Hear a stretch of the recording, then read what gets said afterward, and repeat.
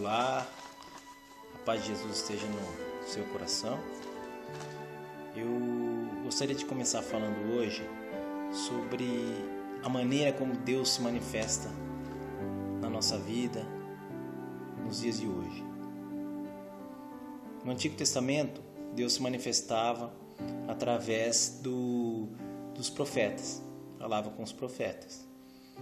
Já no Novo Testamento, a manifestação de Deus veio através de Jesus Cristo, que se fez carne, se fez homem, andava no meio do povo, caminhava,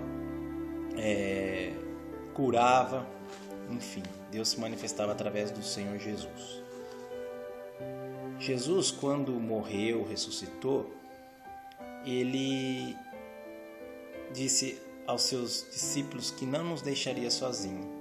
Disse que sempre estaria conosco. Então, e logo em seguida, em Pentecostes, teve a manifestação de Deus através do Espírito Santo. E nos dias de hoje, o Espírito Santo de Deus é a maneira que Deus se faz de se manifestar no nosso dia a dia. Então a gente vê curas, libertações. A gente não pode, a maneira de Deus se apresentar hoje para nós, para o povo, para a humanidade, é uma maneira espiritual. Então a gente pode dizer que a gente consegue sentir Deus de maneira espiritual, a gente consegue enxergar Deus nas pessoas, na atitude das pessoas, A gente consegue até mesmo ouvir Deus falando com a gente, Através da palavra, através de um sentimento, através de diversas maneiras. Então Deus se manifesta hoje no nosso meio através do Espírito Santo, certo? Então, meus irmãos, eu queria falar para vocês que essa semana eu participei de uma missa na minha cidade, uma missa de cura e libertação, Uma missa muito boa em que normalmente algumas vezes eu tenho frequentado como abastecimento, Vou lá me abastecer da palavra, me abastecer da oração, do Espírito Santo. E o padre foi muito feliz quando foi instruído pelo Espírito Santo de dar um exemplo muito interessante da ação de Deus na nossa vida.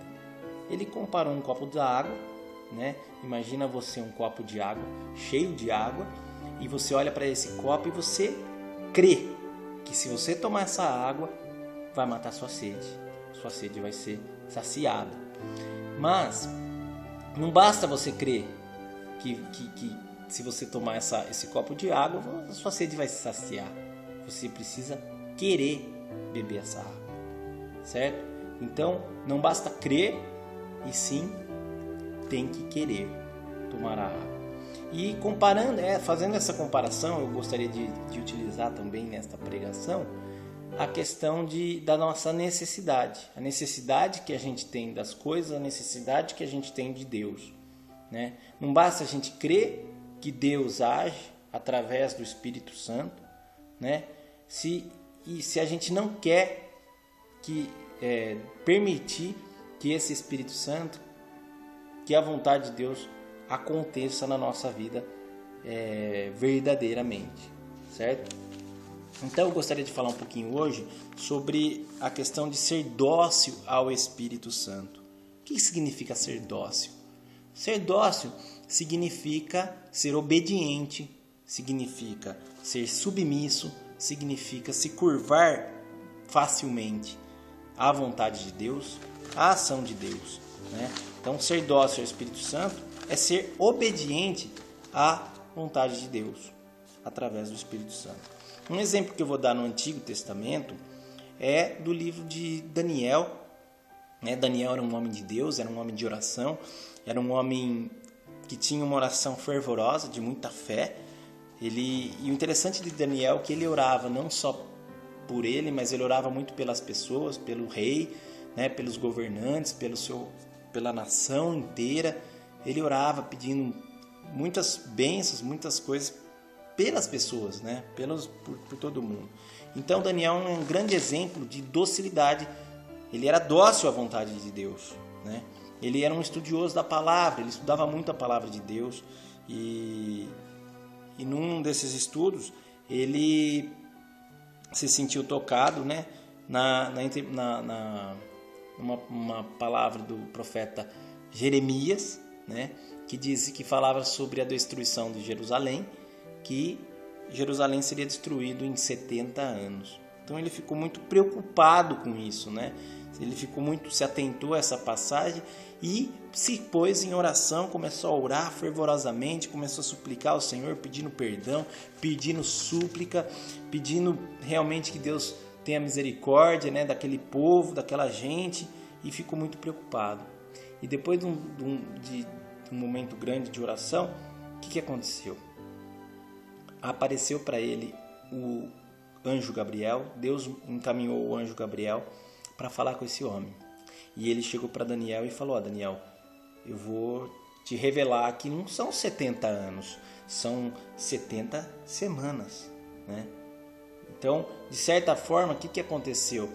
Deus, olhando aquele homem, aquela pessoa que era querida, aquela pessoa que era dócil à vontade dele, aquele homem de oração, ele colocou um anjo para falar com ele, para até corrigir o pensamento dele, né?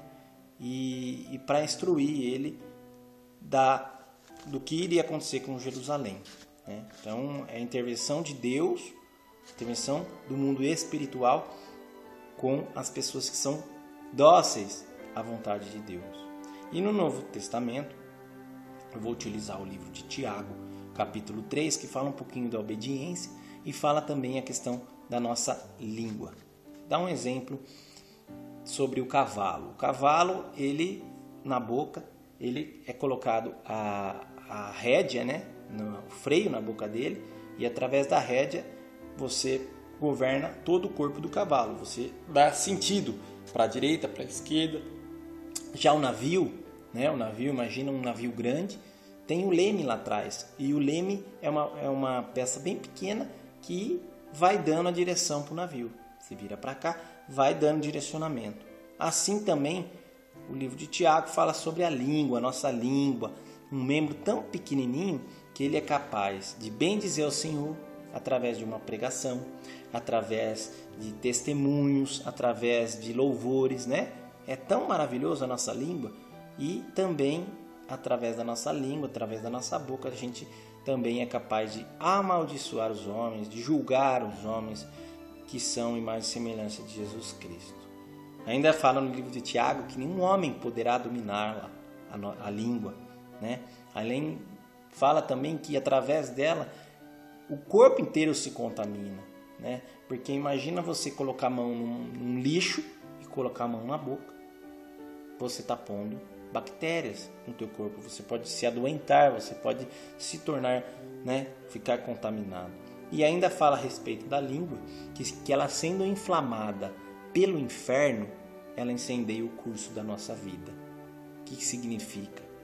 Se a nossa língua que nós não conseguimos dominá-la sozinho, né? Se o inimigo de Deus vier e utilizar da nossa língua, né, da nossa boca, das nossas palavras, a nossa vida pode realmente ela ir tomar um outro direcionamento, porque a gente vai pecar. Não vou nem falar da língua, eu vou estender também para as nossas atitudes, né? As nossas atitudes, se a gente se distanciar de Deus, nós vamos pecar e vamos colher as consequências disso. E o salário do pecado, todo mundo sabe que é a morte da alma, né? Então Deus já está nos colocando essa reflexão. A passagem de Tiago também fala a respeito de doçura e sabedoria, né? Um dom do Espírito Santo, né?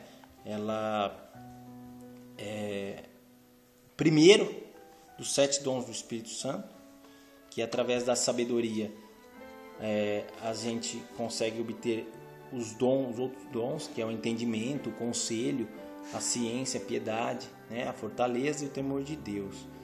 E faz uma comparação em relação à sabedoria do alto com a sabedoria terrena. a sabedoria do alto é a sabedoria que vem do Espírito Santo, é a sabedoria que vem de Deus.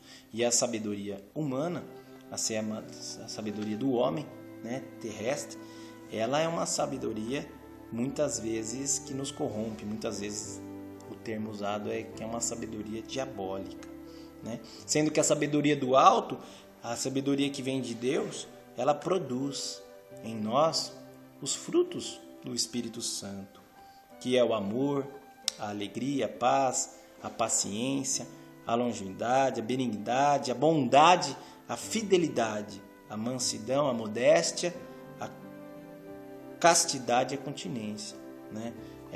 Essa sabedoria nos coloca numa condição de graça, né? E nos conduz à salvação eterna, né?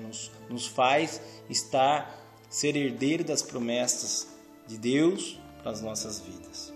E a sabedoria humana, terrena, ela nos conduz ao pecado, né? E nos aproxima, nos afasta de Deus, entendeu?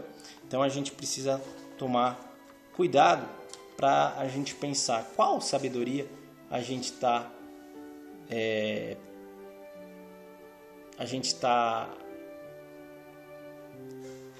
qual sabedoria a gente está deixando acontecer, deixando o curso da nossa vida, né, pautada em qual sabedoria? Sabedoria que vem de Deus ou a sabedoria que vem do mundo, a sabedoria que vem muitas vezes até do inimigo de Deus, certo?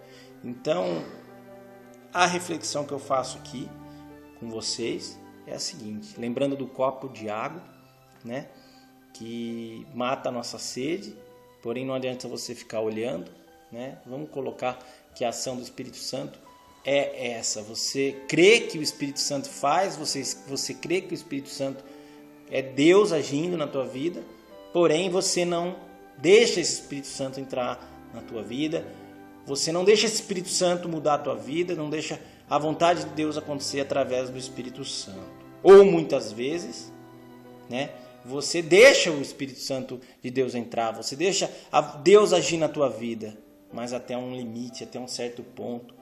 Daqui você não passa, Espírito Santo.